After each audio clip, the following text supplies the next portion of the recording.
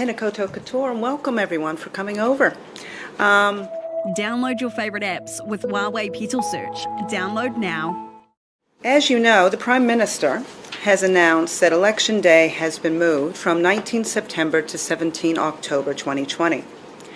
The Electoral Commission is adjusting its plans to deliver the 2020 general election and referendums on the new date. Confirmation of the date provides certainty to New Zealand voters about when the election will be held. We've been considering alternative election dates and are confident we can revise our existing arrangements for 17 October.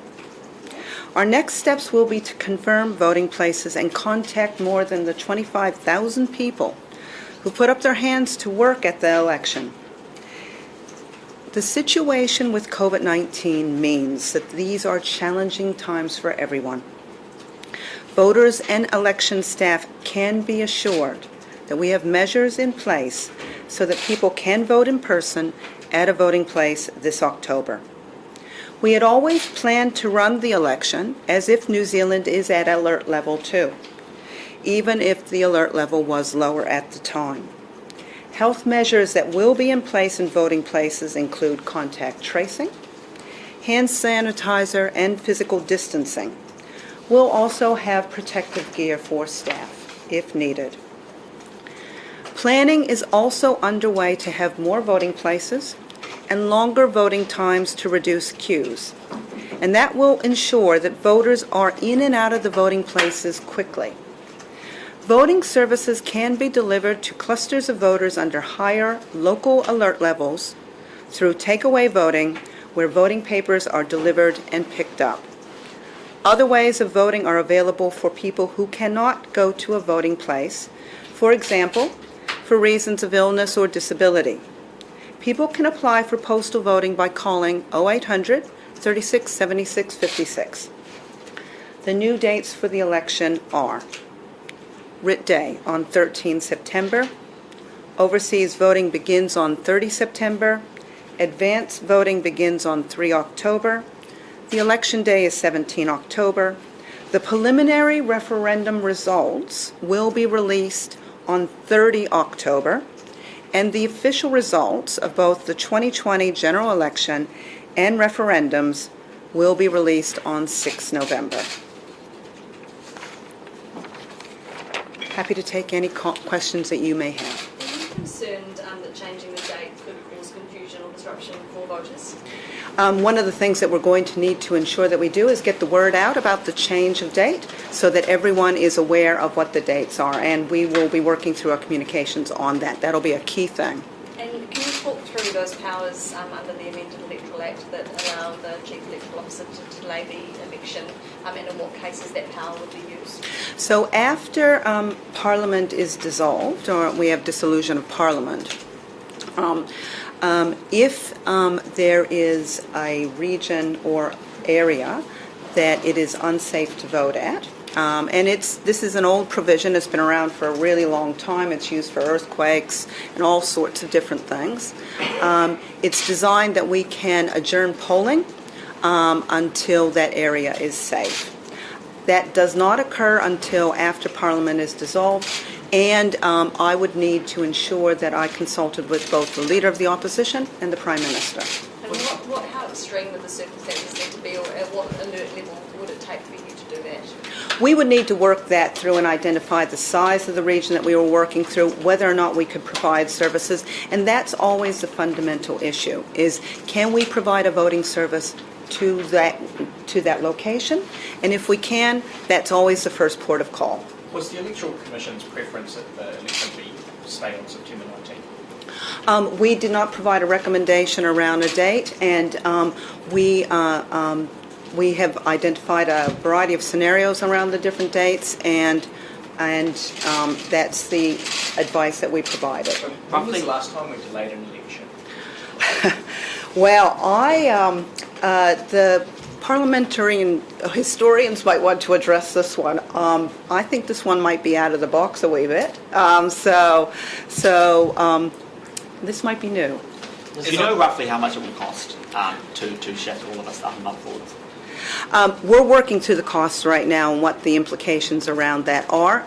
And our first port of call is to determine the logistics that we need to change, particularly with our people and our voting places, reconfirming those and what the ongoing costs might be. What about the new advertising campaign to make people know that the election date has moved? Is that we have tens of millions there?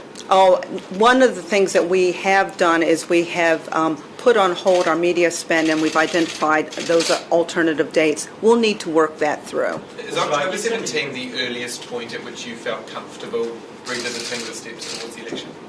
We feel that we can meet the logistics on the 17th of October. As the Prime Minister identified in her statement this morning, earlier dates would be more difficult from a logistics point of view. Can you just elaborate a little bit on those concerns that you had? The Prime Minister mentioned that she considered dissolving Parliament and then putting it in your call. Can you just elaborate a little bit on the concerns you had about an election earlier, logistics, that sort of thing? One of the things that we always need to trade off is around two big elements here: reconfirming our workforce and reconfirming our voting places, and ensuring that we have all of the materials out for voters. And those are the three big areas that we need to focus on, and can do so by the 17th of October. Will you be able to meet the new costs under baselines, or will you need to go to the government for more money? We'll need to work that through. I don't know at this point. You said that you could have held the election at level 2, some places at level 3.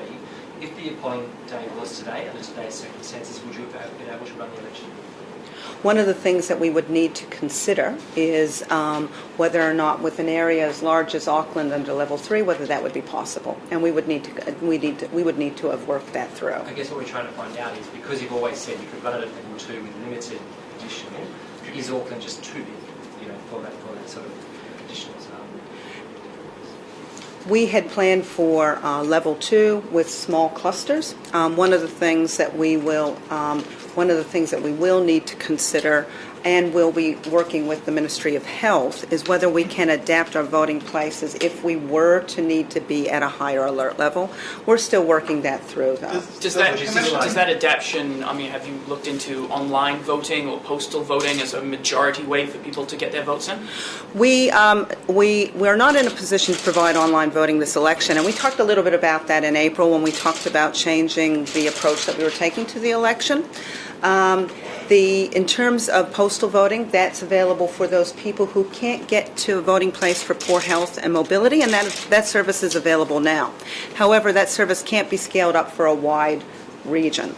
Does the Commission have any role in reviewing how the regulated period is affected by this delay? And if so, what is any legal advice said around how to address that problem?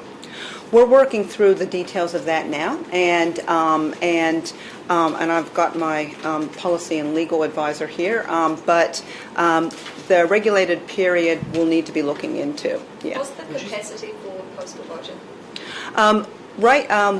We've arranged to scale up to postal voting if need be. Right now the numbers have been low. The registration's been open for the last fortnight, and we haven't had a large take-up of that, but we are in a position to scale it up if need be. So what's the maximum that you can do? Well, we're in a position to scale it up into the tens of thousands if need be. How affected do you think voter turnout will be, not just from the delay of the election date, but also because of the ramifications of COVID? There's a whole variety of impacts around turnout, and one of the things that we want to do is provide confidence that when people walk into a voting place, they will be safe. We've got measures in place to do that, and that's a really big reason why we've taken the approach that we have. We want people to feel confident that they can go into a voting place and have their say. This is a big election. There's a general election and the referendums, and we want people to come out. If the Prime Minister today had said that she was keen to hold the election on September 19 as planned, would you have been able to do that? We would have worked that through if we needed to.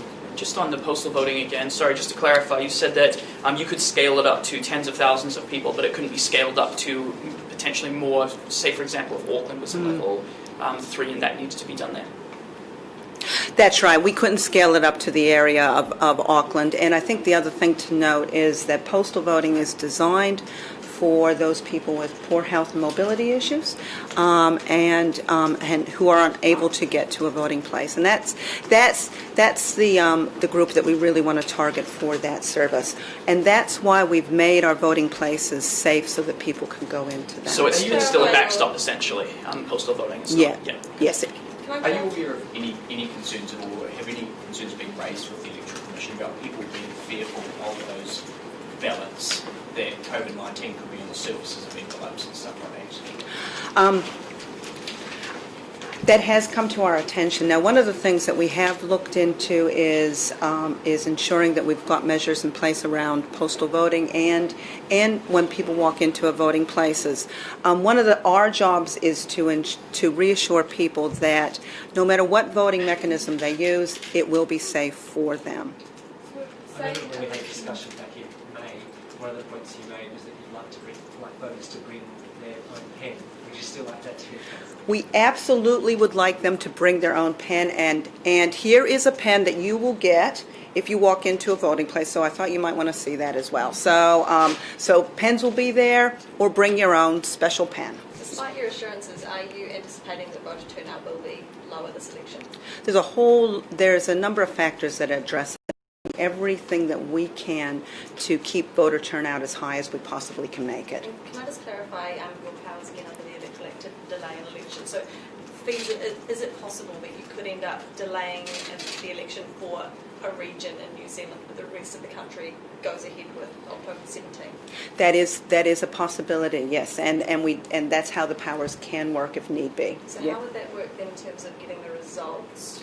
So if that were to occur, then what would happen is that voting would continue, and we would count the results for those people who had election day, and for those people and we would hold the results until the rest of the country was able to vote. So we wouldn't have an election night with results per se until that final region was counted. Exactly right, because we wouldn't want anything that would influence their decision making. Just to clarify, so are you saying that everybody that votes this election gets to take home that pen? That pen is theirs for keeping? Theirs to Okay. take away. Yep. It's very attractive. How many pens have you got in stock? I've got 2 million pens. Yeah, so You're it's a lot. anticipating high. But we're hoping some people do bring their own. So we don't have quite enough for everybody, but it's there if you need it. So are you giving any additional encouragement and support resourcing to encourage Māori and Pacifica voters to get out? And if so, what is one of those extra resources? So one of the things that we will be doing is getting out and working in the communities to ensure that we're in Pacifica and Maori communities to ensure that we've got the voting places and all the collateral out for people so that they know about the changes to the election and how they can vote. We also, across the country, have our community engagement advisors, our youth advocates, who are in those communities and are out there to provide that support. When did you find out from the Prime Minister about today's announcement?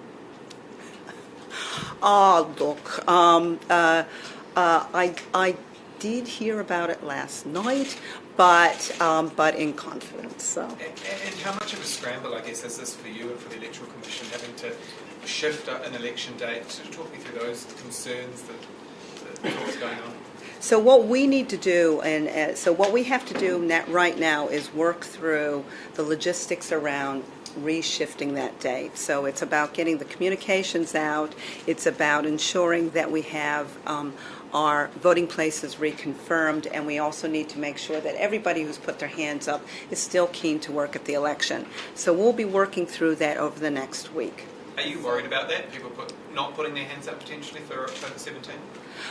That's always a concern that we will have, and I would like to assure everybody who's done that we're doing everything we can to ensure that everyone is safe, including our staff. That's a really important element to ensuring that we've got a safe election for everyone, and it's going to be a lot of fun.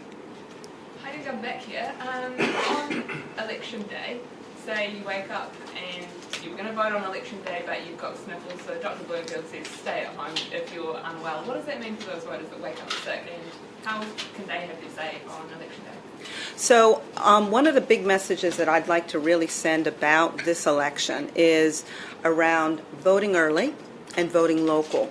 And one of the advantages of voting early is that if you are feeling unwell, you've got a bit of time up your sleeve. And I would highly recommend that. If what is important, though, is that everybody does have their say. So people should go and vote if they've left it until Election Day. I would absolutely support that. And someone with COVID-19, how do they vote? What's the process there? So one of the things that we've been working through is providing services for voters who are in managed isolation and quarantine. So there's a whole process that we're working through right now to ensure that they get the services that they need. It will be in the form of takeaway votes primarily, and we'll be working with the facilities on that. Is it easier now that they're rolled in a facility rather than various households of positive cases? Well, we'll have to work that through, really, actually. I mean, we'll have to see. What's important is that everybody gets a chance to have a vote. Given this encouragement for people who might be sick, and given early voting was a large part of the vote at the last election, what kind of proportion of votes are you expecting to come in from early voting? So we anticipate it could be at 60%. And what we've done is we have provided a longer advance voting period. And in the weekend before, we're going to have about 2,000 voting places across the country. Now, we haven't done that before, and that's all designed so that the queues are quick, people are in and out, and everybody has a chance. And given that, there'll be a fair number of advance voting. Will there be any of those booths set up at Mariah? Absolutely. We have 48 Mariah across the country. And one of the things I'm really, really keen to do is to reconfirm all of those to make sure that those are going to be on the new dates. Do you know any of the names of those Mariah? Not off the top of my head, but I can get those for you. What's the evidence about the impact of referenda attached to an election on voter turnout? Hard to say, really. Is there international evidence or examples that you draw on? We did look at that quite early in the piece, and it depends on the nature of the referendum. I think it's probably fair to say that this is a big general election dealing with some really big issues, and we really want people to have their say. A lot of people ask us about whether the cannabis referendum will increase voter turnout, especially among the young. Is that something you're predicting? There's a whole variety of factors that impact turnout. Our job is to ensure that we're getting the word out, that we've got our voting places where people live and work, and that we're doing everything we can to encourage people to vote. It's plain this creates a whole lot of work for the Electoral Commission. How would you describe the scale of the challenge facing them? That's an interesting question. The big challenge we have is around that reconfirmation of the voting places and and getting the staff reconfirmed as well. And it's a big job. We're up for it, and we've also are able to call on additional support if required. Prior to all this, what was the overall budget for the 2023 election? The overall budget for the conduct was $90 million, I believe, but we'll get you those details. Yeah. Could it feasibly be doubled now? I wouldn't think so, no. We've already received some additional fund to address COVID-19, and that's at $28 million. We need to look to see whether we need any additional money over and above that. With such a high stakes election and referenda, what's your message to Kiwis today who are in turmoil a bit, thinking, I thought I was going to vote next month, now I have to wait another month? What's your message to them? Our message is that it's really important for you to have your say. The election will be the 17th of October. We've done everything to ensure that you can feel confident that you can walk into a voting place, and there will be measures in place to ensure that you can vote safely. What does it mean for voters that are now turning 18 that wouldn't have been 18 if it wasn't delayed? Aren't they lucky? That's right. I guess there's a whole other group. Do you have any comment on the upcoming attempt at legal action to force the voting age down to 16? Sorry, what was the There's a question? Make It 16 campaign to go to the High Court in an attempt to force the voting age to move down to 16, arguing that Bora basically guarantees the right to vote for 16-year-olds and 17-year-olds. Do you have any view on that, or is that a subject? We have no view on that at this point, but I'm excited that our young people in New Zealand are really keen to vote. That's fantastic. Given the fact that you said that about 60% of voting is expected to take place before the actual voting day on October 17th, is it time to revisit the law around being able to cover the election on the actual day itself, the ban on publication of election-related things? This has come up quite a few times, and as many of you will be aware, we had 47% of the vote taken in advance in 2017. It was considered by the Parliamentary Select Committee that looks at the GE, and I would imagine they will look at it again as to whether or not that approach is still something that they want to progress. But that is for Parliament to decide, and You haven't got any advice, any thoughts that you would kind of relate to them on that? No, it's over to Parliament to decide. We're quite happy to administer whichever way it works. So just to clarify, you said that the election has never been delayed before, to your knowledge. Not that I'm aware of, but again, I will defer to my history geek colleagues on this. Yeah. So does this set a bit of a precedent then? Well, it certainly went out of the box. I'd like to see it's not setting a precedent. I'd like to think that this is the only time we do this. Yeah. Thank you. Thank you. Thank you so much. Thank you. Level 1. What? Level 1 they extended for 2. But it was And now featuring Petal Search, your gateway to 1 million apps.